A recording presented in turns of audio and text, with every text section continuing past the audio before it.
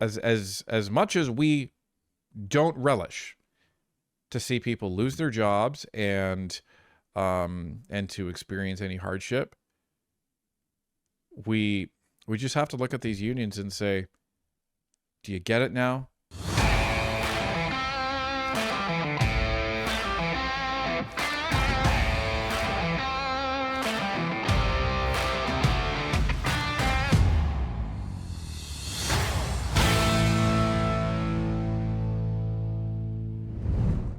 Remember when the Liberals warned Ottawa voters that Conservative cuts would mean lost jobs in the public service?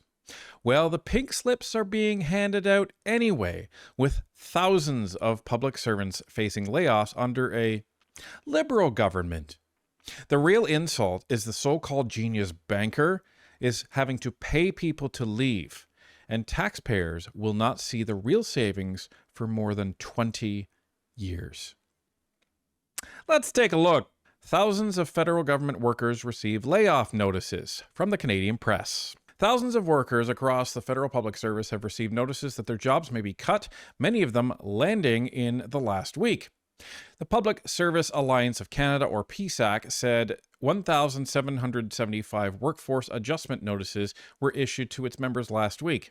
The union said 2,273 members have received the notices since the federal budget was released in November. The union said those members work in several departments and agencies, including Public Service and Procurement Canada, or PSPC, Shared Services Canada, or SSC, Statistics Canada, and the Treasury Board Secretariat, commonly known as TBS. The Professional Institute of the Public Service of Canada said 1,849 of its members were served a workforce adjustment notice last week and argues that public servants are being forced into a quote-unquote Hunger Games style fight for jobs. The union, which held a rally to denounce the cuts last week, said in a news release that it's demanding the government explain why experienced public servants are facing waves of workforce reductions as outsourcing spending reaches record highs. Quote, "We are hearing directly from members that consultants are still working alongside employees who received layoff notices this week," end quote, said PIPSC President Sean O'Reilly. That raises serious questions. First off, the Hunger Games, really? That's being a little bit overdramatic. May the odds be ever in your favor.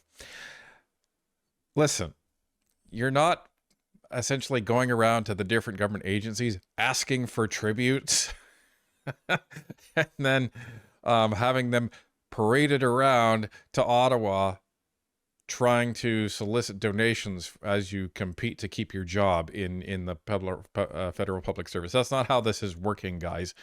And I'm pretty sure they don't fight to the death either. Although I'm sure that would be for some interesting reality TV that a lot of people might want to tune in for. However, this is being overdramatic. And I think it's rich coming from this union executive that was trying to tell everybody to vote for the Liberals, because the Liberals were going to be the ones that are going to fight for your jobs, and any conservative government is just going to mean conservative cuts and austerity and all of this stuff. And now this is what you see. We heard from folks that were in Pierre Poilievre's riding that people were knocking on their door and saying, listen, if you vote for the Conservatives, you could lose your job as a public servant. Just saying. You know, Mark Carney isn't planning on that, but if you vote for the Conservatives, this is what you could be in for. Oh, and look at that. They're getting it anyway. Do you get it yet, unions?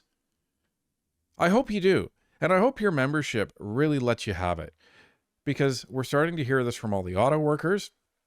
And I hope we hear it from all of the unions, where the union executives are just mostly traditionally anti-conservative. But you haven't seen the left actually stand up for unions in a little while.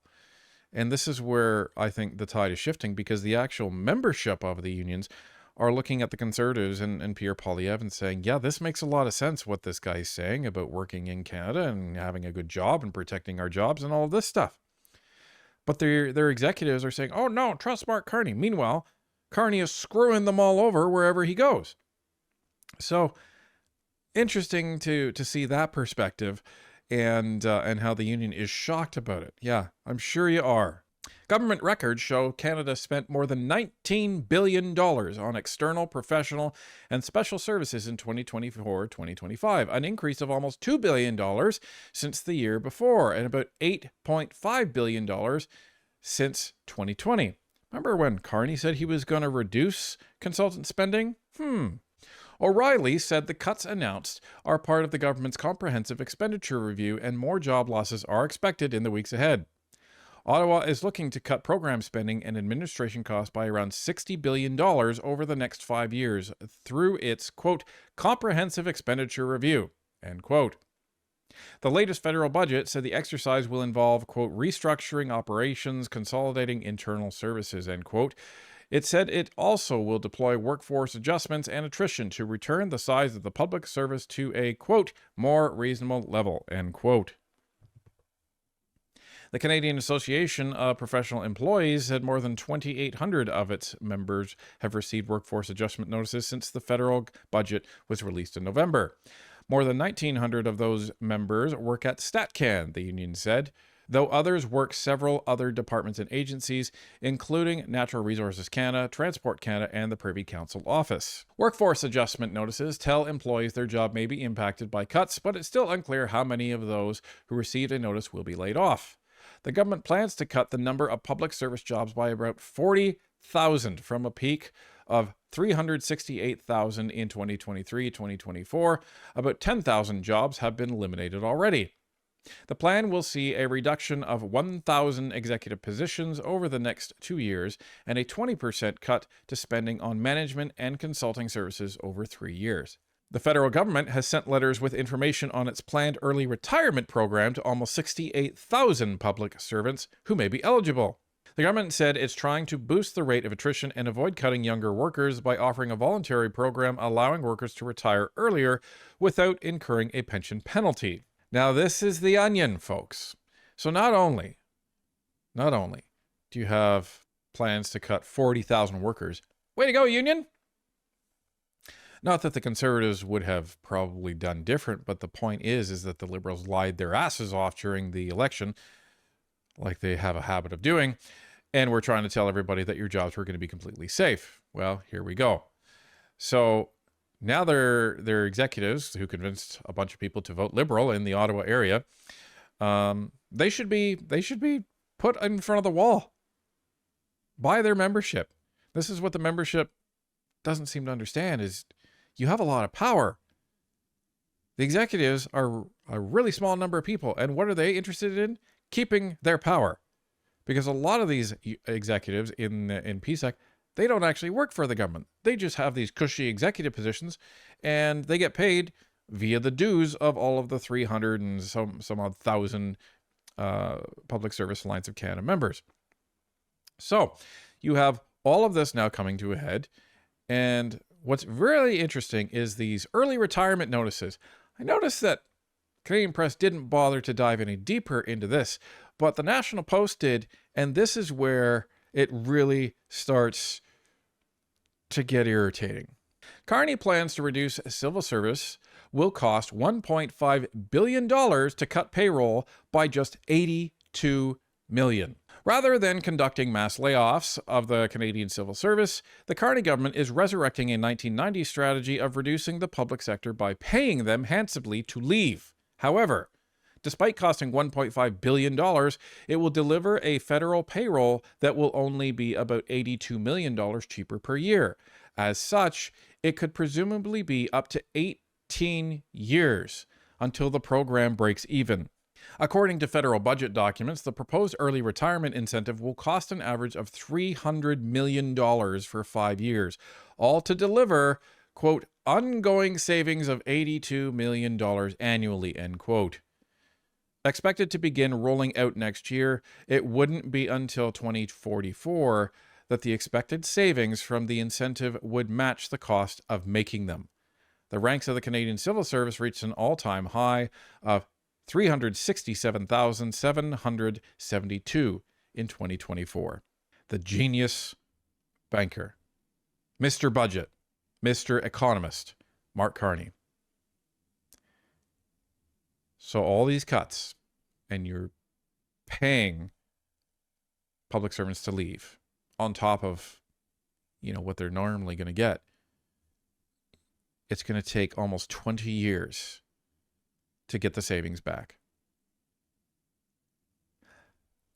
This begs one question to the average Canadian, us included, folks. What's the point?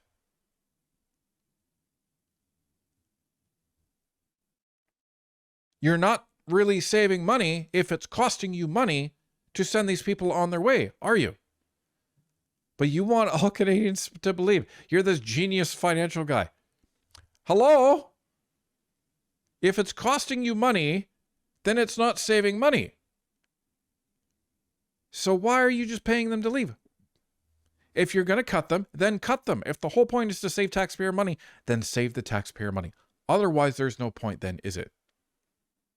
But this is what we've come to see from Mark Carney. He says one thing and he sells himself as one thing, and then you find out he's the complete opposite. Well, as much as we don't relish to see people lose their jobs and to experience any hardship, we just have to look at these unions and say, do you get it now? Do you get what conservatives and conservative supporting Canadians have been trying to say for the last year and a half about Mark Carney, and what we've been trying to say for the last 10 years for this Liberal government? They say one thing, they do another, and they almost never follow through on their commitments. So it's time to wake up, and it's time to hold your executives and this Liberal government to account.